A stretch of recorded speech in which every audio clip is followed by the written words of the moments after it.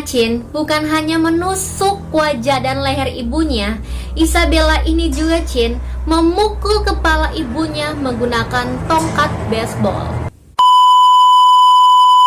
Hai, welcome to PS YouTube channel. Oh my god, aku kayak terpacu banget darah aku untuk ngebahas kasus ini. Karena kenapa?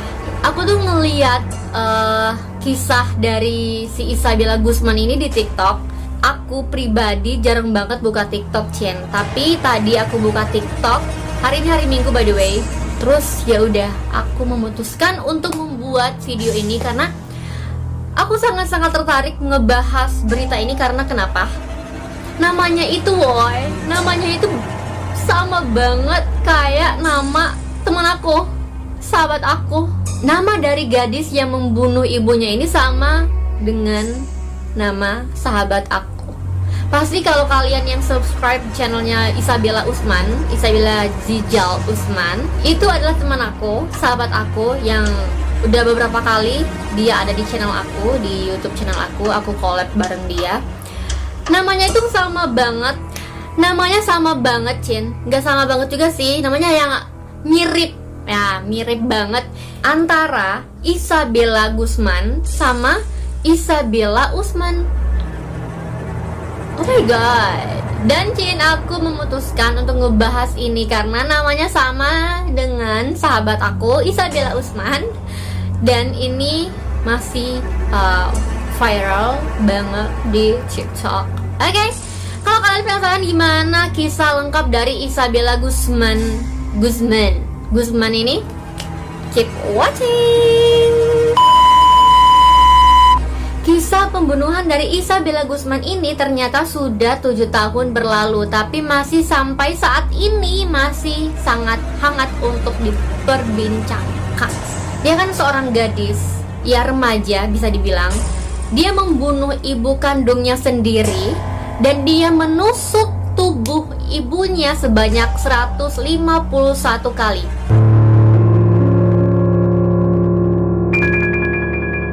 Isabella Guzman lahir pada bulan Juni 1995 dan dia membunuh ibu kandungnya pada tanggal 28 Agustus 2013. At least saat itu dia masih berumur 18 tahun. Isabella ini Cin tinggal di Aurora, Colorado, Amerika Serikat. Nama ibu kandung dari Isabella ini adalah Yeon Mi Hoi. Saat Isabella membunuh ibu kandungnya ini berusia 47 tahun. Nah Cin, seperti yang kita tahu bahwa Isabella ini menusuk atau menikam ibu kandungnya sendiri sebanyak 151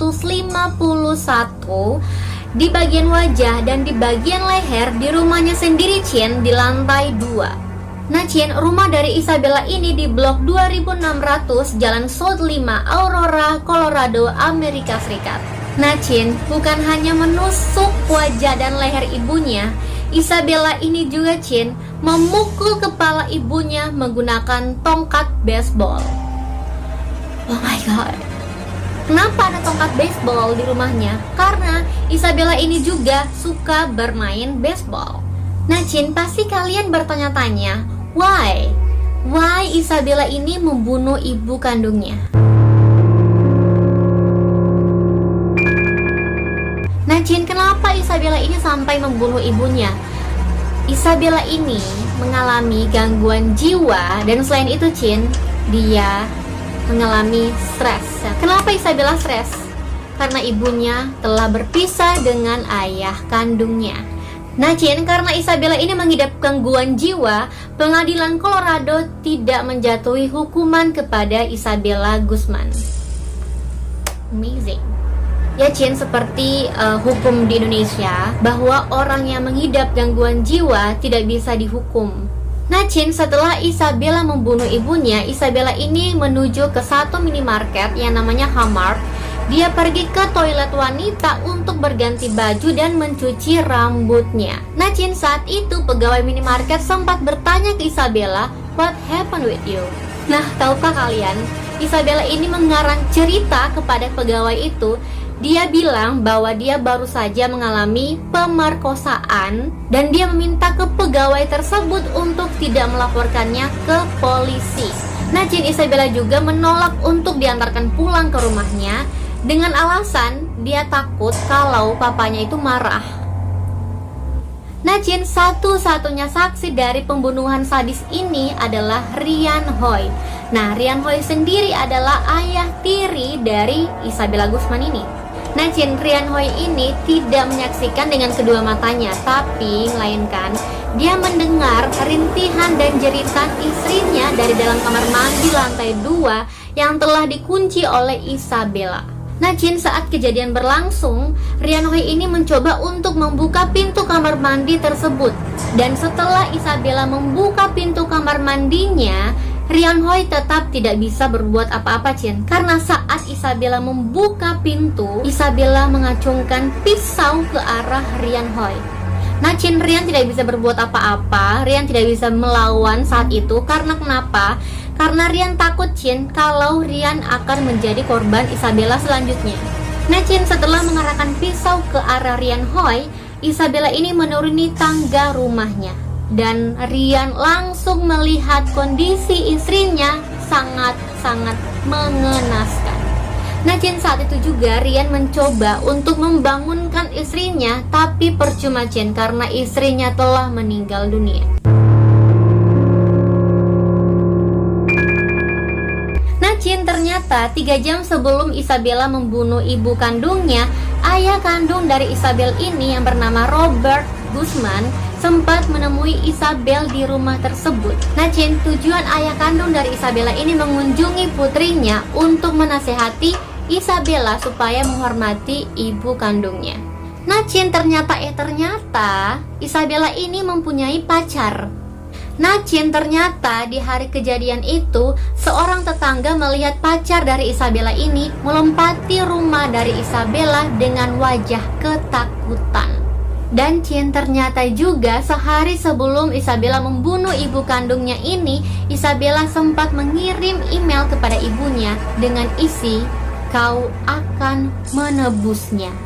Nah, setelah ibunya mendapat email dari Isabella, ibunya langsung menelpon kepolisian Aurora dan meminta kepolisian datang ke rumahnya. Nah, karena ada polisi di rumah tersebut, Isabella melancarkan aksinya keesokan harinya.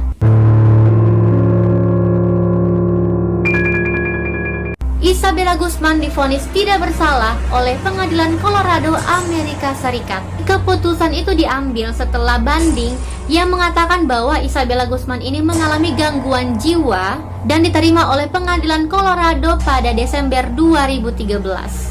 Nah, karena divonis tidak bersalah, Isabella Guzman dimasukkan ke rumah sakit kejiwaan di Pueblo, Colorado, Amerika Serikat. Jaksa yang menangani kasus dari Isabella Guzman ini, George Brauchler, dia mengaku baru kali itu melihat kasus pembunuhan seorang gadis menikam ibunya sebanyak 151 kali. Nah, menurut dokter yang menangani Isabella Guzman saat itu, Dr. Richard Pounds, Isabella Guzman didiagnosa mengalami gangguan jiwa paranoia schizophrenia. Dr. Richard juga mengatakan Isabella sering menatap ke ruangan yang kosong, lalu Isabella berbicara dengan seseorang yang tidak terlihat sambil tertawa sendiri. Nah, pasti kalian bertanya-tanya apa gangguan kejiwaan yang dialami dari Isabella Guzman ini. Isabella Guzman ini mengalami schizophrenia. Schizophrenia ini adalah gangguan kejiwaan yang mempengaruhi daya pikir seseorang, ucapan atau perilaku yang tidak teratur, dan kesulitan dalam berkonsentrasi dan mengingat sesuatu.